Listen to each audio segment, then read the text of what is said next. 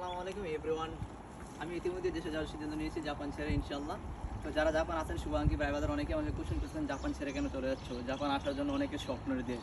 হ্যাঁ, অবশ্যই Japan best একটা কান্ট্রি। আবার দেশে গেলে হয়তো অনেকেই কোশ্চেন করবে যে জাপান ছেড়ে কেন আসলেন। তো সেই প্রশ্নের জবাব এক কথায় দিতেছি, সবারই লাইফে একটা গোল থাকে।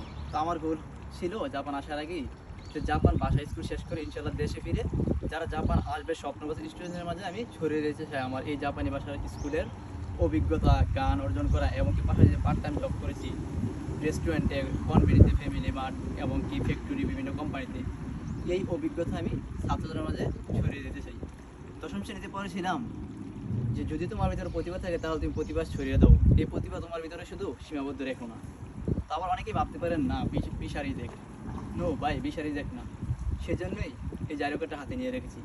এই যে দেখেন, আমার ভিসা রিজেক্ট নয়। যদি ভিসা রিজেক্ট হয় তাহলে জারি কার্ডের পাশে একটা ফোঁটা করে দেওয়া হয়, ছিদ্র করে দেওয়া হয়। তো আমার ভিসা সব কিছু ঠিক আছে, কিন্তু আমার লক্ষ্য আমি সবার মাঝে প্রতিভা ছড়িয়ে দিতে চাই, সবার মাঝে একজন প্রিয় শিক্ষক হতে চাই। কেননা আমি 2015 সাল থেকে 2020 সাল 5 বছর প্রায় ক্লাস 1 থেকে 8ম শ্রেণী পর্যন্ত টিউশনি করেছি। তো আমার কাছে ওই পেশাটাই সবচেয়ে ভালো লাগে, বেস্ট একটা পেশা এবং কি সম্মানের। কিন্তু সব কর্মই অবশ্যই সম্মানের, হালাল পথের উপার্জন।